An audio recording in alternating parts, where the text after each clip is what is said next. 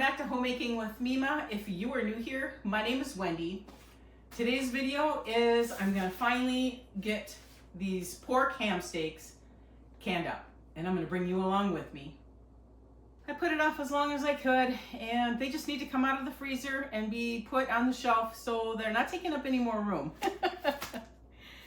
We don't have hams made from the processing plant that we purchase our half a pig from. We just don't care for the seasoning. Everything else we love, but it's just the seasoning, and that's okay. That's our prerogative. So what I do is I have them cut what would come to us as a ham into ham steaks, and I believe they're 1 inch, and I think there's 2 in each package, and there's a bone in there. I just went down and I got these pulled out of the freezer. They do need to thaw out for quite a few days before I can even try to cut them into cubes. So, yep, it's going to be a few days for me, but not for you. It is the day that I'm going to be cutting these ham steaks down into cubes, and then I'm going to be cooking them. And I will bring you along for a little bit of that when it comes time for that. Right now, I'm just going to get them out of the packages and then cube them up and put them into here. They're still a little bit frozen, but that's okay because it makes it easier to cut them. Then the meat's not all thawed out and moving around.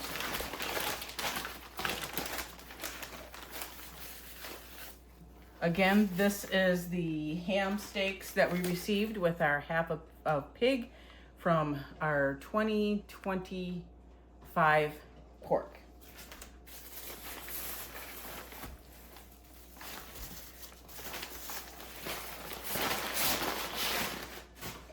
All right, let me finish getting these taken out and I'll bring you right back. So I'm going to cut them into cubes, and any fat and bone, gristle and all that, it's gonna go into this pan, and I'm gonna roast that up right away and then put that in a baggie, put it in the freezer for future broth.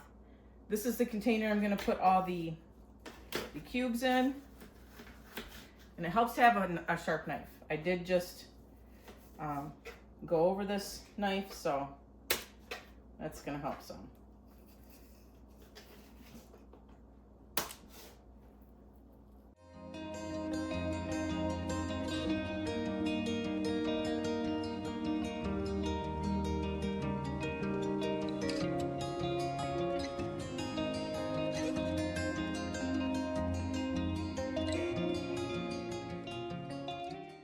And I'm gonna cut them into about that size cubes, or try my best anyway.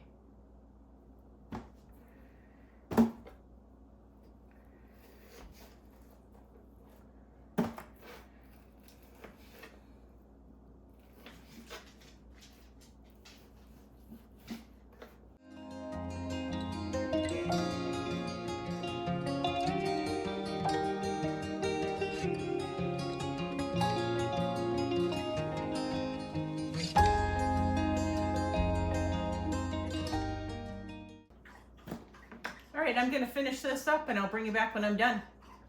So I finished cubing it up. These are the scraps that I'm gonna be cooking today. And I also wanna let you know, when you are doing this, if you're using a cutting board, be sure to put a wet, damp, like washcloth or towel down below so this cutting board doesn't move around on you. So I had done that and it worked out great. No issues. Although I do know that I have to sharpen all my knives because they are really dull. So that is going to be another project on my list. So what I'm going to do is I'll bring you in a little bit closer so you can see these, and I'm going to get these roasted. I'm going to put these into the refrigerator because I'm not quite ready just yet to cook them. All right, here's a closer look. I got quite a bit because this is one of those white tubs, you know, dish drain type thing. And here's the scraps that I'm going to cook. I'm just going to season them with salt, pepper, garlic powder, onion powder, and roast them up. Put them into a baggie once they're cool. And then this is going to be future stock, which I have plenty of stock right now, but this can sit in the freezer. And these are going to go into the refrigerator. So here you can see I've got a little station set up here. And I am just waiting for the water to come to a complete boil, and I will bring you along when I do it. And then I'm going to be putting the parboiled chunks into that container over there. While I'm waiting for my water to come to a boil, my jars, I've got them clean. I've got my vinegar. I've got my lids. I'm going to be boiling water for that. My lids here to soften the putty. I have my funnel. I'm going to debubble. And what I'm going to be putting into these are some pork stock that was from last February, actually. Normally I just put water in with them, but I am going to flavor these up with the pork stock. I'm getting this off the shelf, mixing it in with my actual pork chunks. I have a lot of stock downstairs, so I figured I'd grab the oldest, and this is the oldest. All right, so now I will bring you back when I am ready to do those pork chunks. So I brought you in as close as I can get you without you getting all steamed up. All right, so I do this because it takes away some of the yuck that's created when it's pressure canned in, when it's pressure canned. I know some of the canners out there, they'll do the raw meat, which is fine. And when they do chicken in that, they call it ugly chicken. This would be ugly pork if I didn't do this. What this does is it draws out some of the blood, okay? And I only par cook it for a minute. So, and these are still partially frozen. So unfortunately, it probably isn't going to get out as much as I want it to. And I only do a little bit at a time here because you will see the actual yuck that comes out of it. I might have to do it for 2 minutes because they're frozen. In fact, I think I will. Let me stop that. There we go. All right. That temperature back up again to a rapid boil. And you can already see some of the stuff floating on top of the water here. Let me get my hands washed so that I can bring it in closer when it's time. Okay, so my 2 minutes are up. And you can see that little film on there? Chicken is much worse. Why, I don't know. And I do beef as well. And it's going to get worse as I go on. I'm going to reuse this water. And it's not completely cooked. It's just par cooked is what I'm calling it. And I just like to do this. It makes my jars on the shelves look so much better without having all that, and hot, without having all that ugly in the jars with them.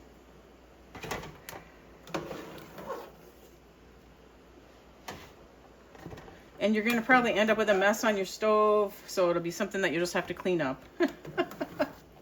Usually I have 2 pans going, so see, you can see it's already coming to the top there. I only put a little bit in at a time because it does drop the temperature down and I have to bring it back up to a boil. Plus, it's hard to get it all done at one time. That's why I usually have two pans going. Okay, so and then I'm gonna slide that over because I have this rubber container here. So now I'm gonna let that come back up again. Reset my timer so that it is a true 2 minutes. All right, there it is. And here we go again. Now you don't have to do this. This is just something that I like to do. I've seen other YouTubers, other homesteaders and that do something like this. And I'm like, oh my gosh, what a wonderful idea to get some of that yuck out of the jar. I mean, you see this yuck, that's the yuck. And that's not going to be going into my jar. No, however, I'm still going to get some sediment like that. There's no getting around it. But I am preventing it from being totally full. All right, we'll get that timer set. All right, I am just going to, I'll bring you along for a little bit more. While I'm busy doing this, I will discuss some of my canning today. So I'm going to be pressure canning it in my electric pressure canner. Only because I don't have to babysit it as much. I can get other things done, which I have a lot of things to get done today. It only fits 7 pint jars, wide mouth. So I want to get a batch done or get it in there because this is going to be pressure canning for 75 minutes per the USDA home canning guide, and I will put a link to that in the description box below. So yeah, that's what I'm going to be doing. Now I'm going to be doing more of like a room temperature canning. So it's not going to be hot liquid, hot product, hot broth. And there's that. It's going to be, by the time I get done doing a whole bunch of this, it's going to be cooled down. So it isn't going to be hot, hot, hot. So it's going to take it a little bit longer to come up to pressure. But just keep that in mind. Be sure, if you're a new canner, be sure you read up on what your responsibilities are for canning meat. And if you're a seasoned canner, then I don't have to really say anything to you because you're seasoned. Now, I have been canning for almost 6 years now, I want to say. And I still consider myself a greenhorn. I am constantly learning. I'm constantly taking advice from others. I do a little bit of rebel canning, but not a lot. I just don't feel comfortable doing a lot of rebel canning that some out there do. And all right, so I'm just going to get this finished up. Enough of me yapping, and I'll bring you along just for a little bit more.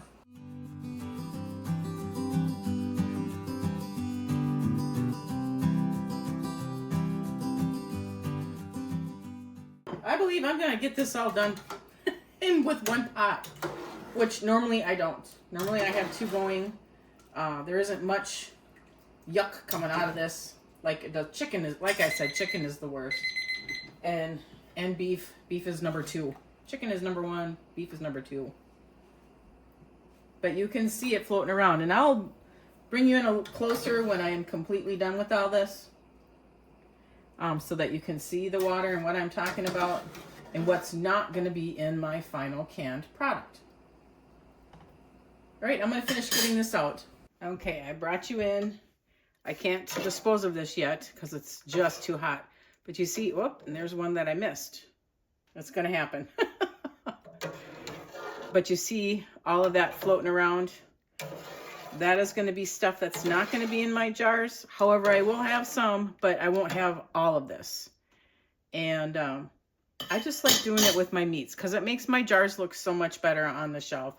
And it's more appealing to me. I'm a sight person. And if I seen all that floating in the jar, and oh yeah, it's just unappealing. All right, I'm going to get ready to get this canned up. So I'm going to be canning according to the USDA Home Canning Guide. Like I said earlier, I'll put this in the description box below so that you can view it if you don't have it. My husband purchased mine. I've already got my pressure canner set. My husband purchased mine through Amazon. All right, so all you do is you get meat in the jars, and then you're going to put liquid in with it. Now, you don't have to put liquid in with it. You can do raw packing. I don't. I always put liquid with it. I've just done that. It's just how I've done it.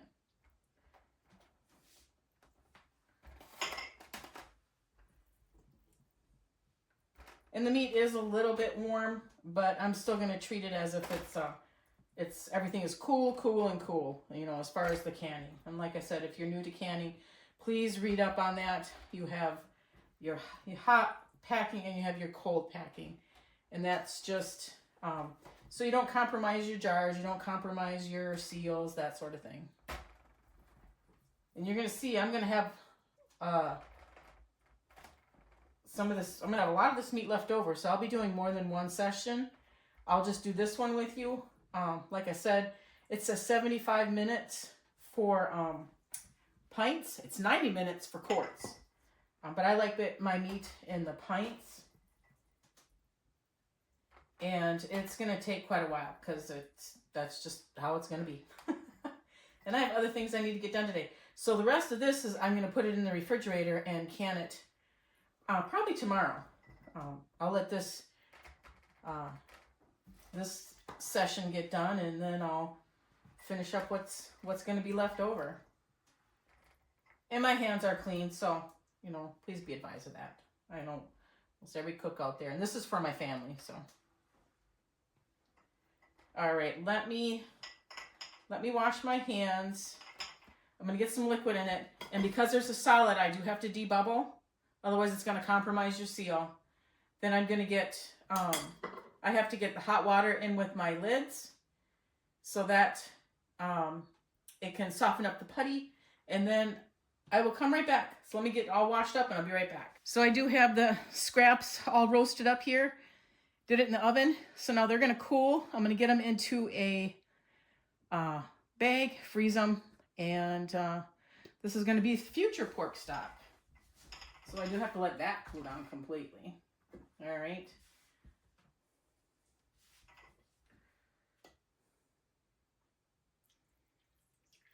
You want a 1-inch headspace. So I might have to take some meat out. We'll see. Pretty sure I will.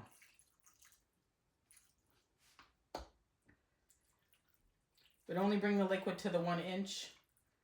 And you do have your tool here. This here tool is also a measuring tool on this end, and then you can debubble with this end.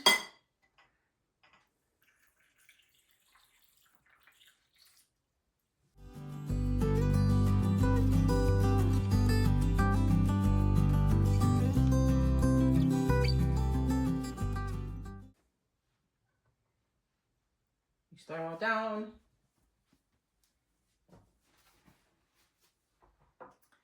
Straight vinegar.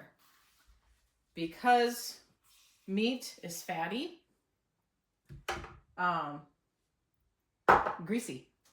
You don't want that to compromise your seal. So straight vinegar, clean the tops of your jars, and then also around the side.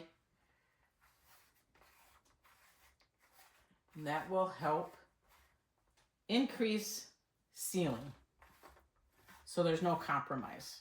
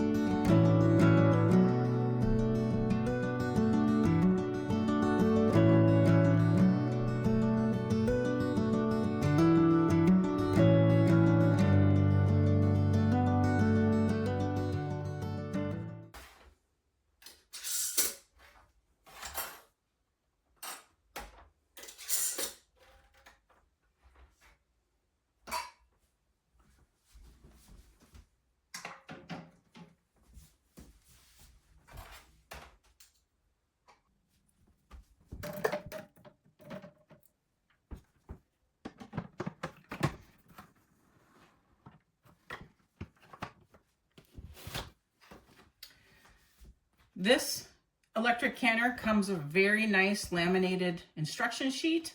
Follow the directions. And I have to look at mine every time. I've already preset it to the 75 minutes. So now I just have to get it started. And there we go. Now I'll have to come back and just keep reading when it beeps at me, come back and look at it. But this way then I don't have to babysit it on the stove. It's gonna be doing its own thing. And I don't put this on until it tells me to. And this is the regulator for pressure canning. Now for the rest of this, I'm gonna get it all cleaned up. I'm gonna get this into the refrigerator, this into the refrigerator as well. I'll be using the rest of this with the pork. And what I don't, if I run out, I'm just gonna use water. I'm not too worried about it. But yep, now it's time for cleanup. Here's how the pork steak turned out. And as you can see, I still got some of that yuck in there. But can you imagine how much more would be in there if I hadn't par cooked them? Like I said, it's an extra step. You don't have to do it, but I do. All right, that's gonna wrap this video up. I do have more canning to do. I have all those other pork chunks to finish canning, but we are busy today, so I won't be able to get it done today. I will do it probably tomorrow. I've got 7 pints of pork on my shelf, out of the freezer, on my shelf, shelf stable. So that makes me feel really good because soon here, I mean, we're in February, soon here, I think it's March. I think in March we put our order in for our beef and our pork. So, and then we go and pick it up, you know, a few months later. But yeah, this is it. Thank you so much for sticking through this. I know it was a long video. If you like this kind of content, please subscribe to the channel, give it a thumbs up, and I want you folks to make it a really great day.